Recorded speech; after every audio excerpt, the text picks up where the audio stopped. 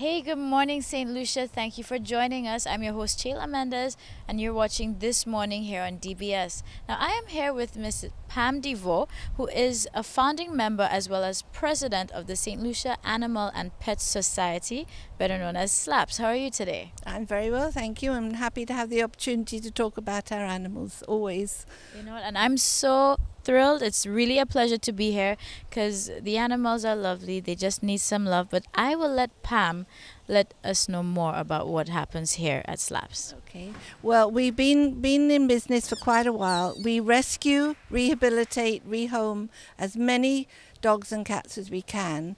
We don't have a shelter, and we're desperately looking for foster homes because we often get given or find sets of puppies, very often a box of 6 or so, and they're vulnerable. They can't survive without help. So these are the animals that we usually pick up. We can't pick up all the adult dogs because they're not really easily rehomable, and they're not often that attractive. People are not drawn to them. So what we do, we have volunteers who go around, especially in the north, and we do have a group of ladies in the south, and we feed sets of dogs. We feed dogs that sort of live together, and they're kept reasonably healthy. We get them neutered if something happens. If they're full of fleas and ticks, we treat them, but we cannot rehome them. So the best we can do is try and maintain their life where it is and feed and neuter them, because the overbreeding is the main problem. This is why SLAPS is in business, really, because there are just so many unwanted animals, and this is what we're trying to get the message out. Please have your animal, male and female, cat and dog, neutered. It'll make a big difference eventually. So. Now, I know some people may have the impression that SLAPS functions as a animal shelter, but this is actually not the case. So let us know more on that. We don't have a shelter. We do have a place where we keep a few animals, and as I say, we do have people who look after them in their homes, but we just don't have the funds or the facilities.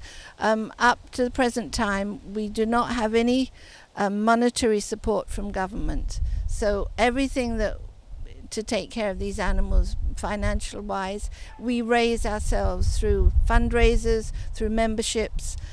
We have a sponsor a dog program which has been quite successful. A lot of people give us a regular amount every month to help look after a certain dog, and then we send updates on that dog. If it gets adopted, then they can then sponsor a different dog. But all these things help, and it also makes people feel involved. We get a lot of response from visitors.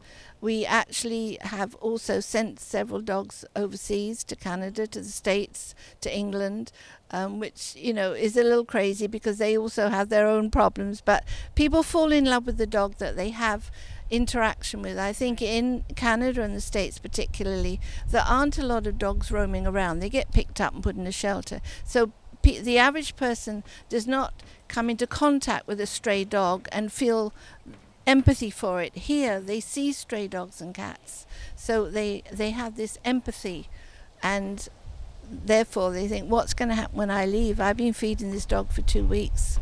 What's going to happen? So then they call us and say, can you help us either take it with them or send it? So we do, and they spend a fair amount of money doing it, but we hear back from them. The dogs and cats in some cases having great homes, getting acclimatized to the snow, but they're happy. So we're happy to help if that's what they want to do. Super. And sometimes, that's all the animals need, just somebody who can look past the flaws and, the hardships they've been through, and just have some of that love. And absolutely. And one of the things that puts people off is bad skin. A lot of animals here have mange, and quite honestly, there are different kinds of mange, but the more common type of mange is honestly very easily treatable. It's a series of injections for 6 weeks and some decent food and cod liver oil to help its skin. And honestly, in 6 or 8 weeks, that is a different animal. And we've got pictures to prove it. We've picked up animals that literally have no fur. They look like a Mexican hairless dog. And in 6 or 8 weeks, lovely body full of fur. So, you know, that shouldn't put people off the fact they have mange, because it's very treatable, you know. Now, I know one of your fundraising initiatives is coming up really soon. You have a flea market coming up. Yes, we have a market. We have one every 3 months, the last Saturday every 3 months. The next one is on the 27th of August. It will be on the property in front of the Aquatic Centre in Rodney Bay from 9 o'clock to 12:30 or so. We have all kinds of things. We have books, a lot of books, and you know now there's no bookstore in St. Lucia. We have a lot of books, cheap, good books, and then we have clothes, we have toys, we have household things, odds and ends, and a cake sale. And we do sometimes bring a few puppies, but we try not to sort of give the puppies away. We want people to see what we have, think about it, and then come back to us and say, yes, I'd like to. I don't like spur of the moment when it comes to choosing an animal. Think about it, but we have found homes by doing this, so we probably will have a few puppies as well. So. All right, and for any pet owners out there as well, what would be maybe a tip that you would leave for them in terms of treating and taking care of your pets? Well, really, the most important thing, apart from obviously taking care of food, water, shelter, is get your animals spayed and neutered, because you know, this is where the whole problem comes from, is too many unwanted animals, and, you know, people can't cope with them, and then they get dumped somewhere, and then that's where we come in. So that's the number one. We are very, very keen for people not to chain their dogs. It's not a good life, and we try very, very hard to indoctrinate people into not chaining or tying your dogs. It's not a good thing. So. And how can St. Lucians reach out to you if they would like to come see the animals and look to adopt? They can contact us. We have our phone numbers in the book, in the telephone book, St. Lucia Animal Protection. If they want to donate money, become a member. If they would like to donate for our market, any odds and ends that they don't want. If they'd like to bake a cake.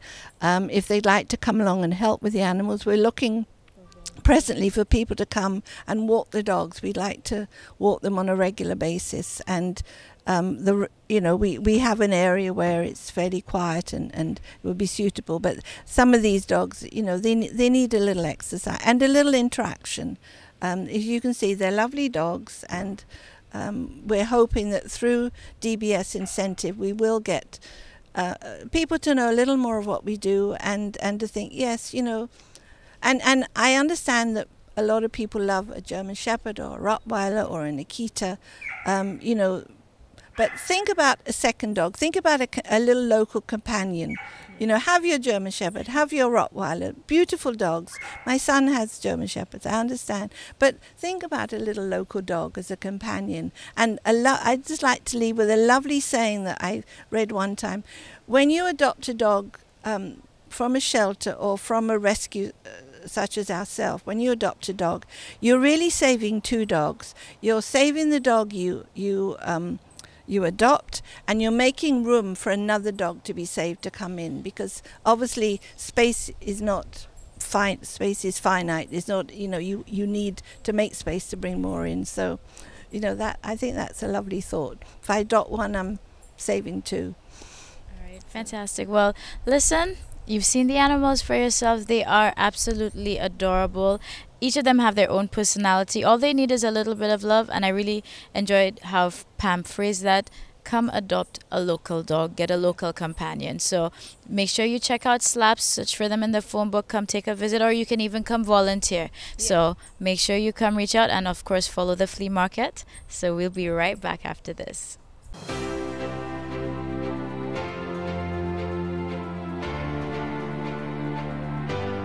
Hey St. Lucia, good morning. Welcome back again. Thank you for tuning in to This Morning. I'm your host, Chayla Mendez, and we are at Shoe Rehab again. And of course, I know that you know Mandisa, who is the owner of Shoe Rehab. And again, it's all about the shoe drive. Mandisa, yeah. How has that been going? It's been going good. It's been going good. I can't complain. However, I think we need the support of the public. Come on out. Just bring what you have. We have extended it. Initially, it was is a cutoff of the 13th, but we are going to carry it on. So whatever you have as soon as possible, just bring it in. We have our exercise books, stationery, backpacks, everything ready to go. So we just all excited about it. All right, fantastic. And just give St. Lucia a reminder exactly what the initiative is all about. Actually, what we're doing is supporting young kids in need. I think we target kids specifically only because most times you just outgrow your shoes. Like you have kids when they're 3, by the time they're 3.5, they have already outgrown. So you find that there's a lot of wear that you could still get out of kids' footwear. And even now, so with schools, you find kids don't go to school just because they don't have shoes, and it's a really sad, it's sad. So any way that we could support, we definitely want to be on board.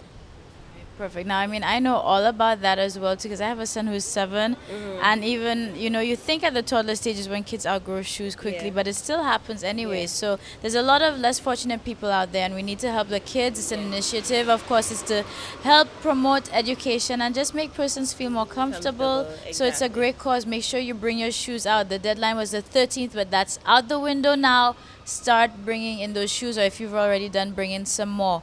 I think I should say thank you to everybody who has already supported us, and they're like, I have some more. I think maybe next year we keep it as an ongoing thing, but it's still in the pipelines. We'll see how it goes.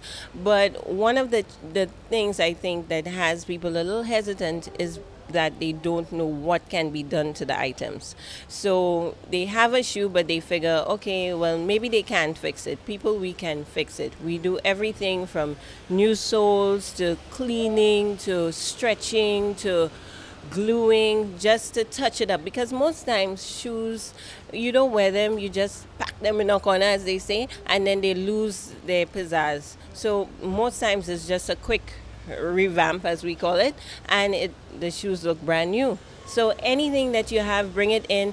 If it's something that's not repairable, I'm a mother myself, so if it's something that I wouldn't give to my daughter, it's time we call it quits. But whatever it is that you have, when you bring it in, our team, they're very on. They're great at assessing jobs and everything. They'll let you know whether it's one that we can save, and more than likely we can.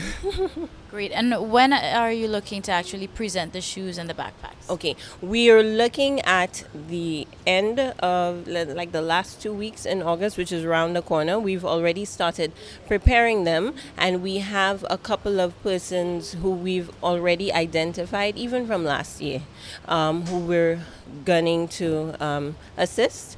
When school actually gets started, like I said earlier, there are kids who will not come to school because they don't have footwear. So these persons will be identified, and even in the school term, we will be donating. So it's an ongoing thing. Great. Well, like I said, it's an amazing initiative. Come on and be part of it, St. Lucia. The deadline is not there anymore, so we're looking at the end of August. So let's make it happen. Let's make some kids happy, help them go to school, start it off right. Not having shoes is no excuse for a kid to miss out on education. So we're going to be following the shoe drive. Make sure you follow the movement as well. We'll be right back.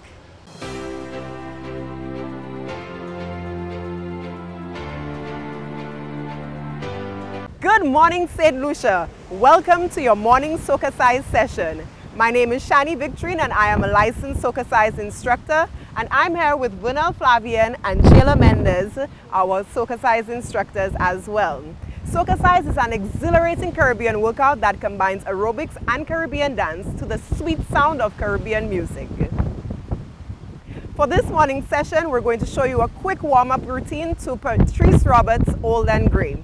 Are you ready? Yeah! All right, let's do this. So we're going to break down the moves, show you each move, run through it a bit, and then we're going to put it together with the music. Our first move is our pepper seed with the arms. So we start single, single, double, single, single, double. Let's do a few more. Double, double, double. All right. After that, our second move, we're stepping forward and back, forward and back, forward and back, forward and back. Okay, so we do 2 of those and then we wind. Then we repeat our forward and back, forward and back, forward and back. We bring the arms up, open and close, and then we chip back. Back, 2, 3, 4, and forward, 2, 3, 4 again, back, 2, 3, 4, forward, 2, 3, 4. Then we repeat everything on the left side.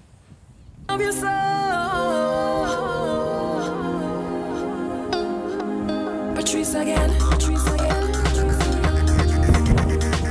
4, 3, single, single, double, and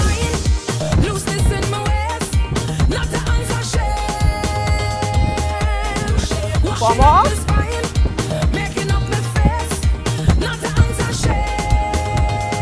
Forward and back, and wind. Forward and back, and hands up. Tipping back, let's go. Hey, hey, hey, forward.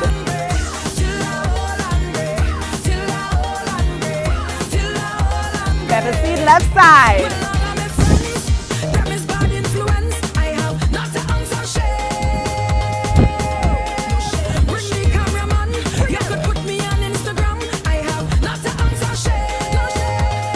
Forward and back, and hands up, wind. Forward, hands up, chip, hey, till we all land great. Take it forward.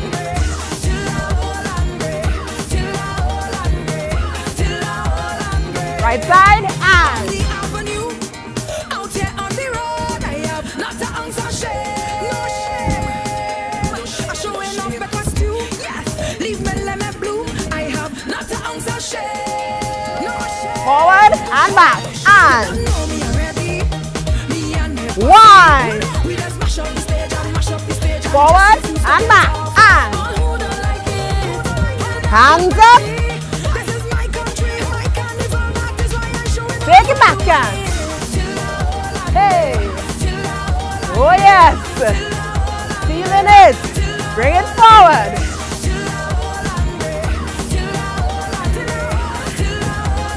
Take it back. And.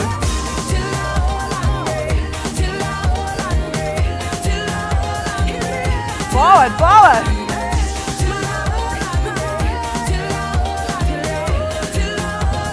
Left side and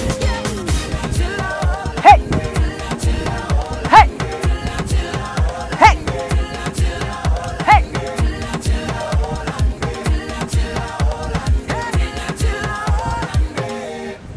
Woo, wonderful.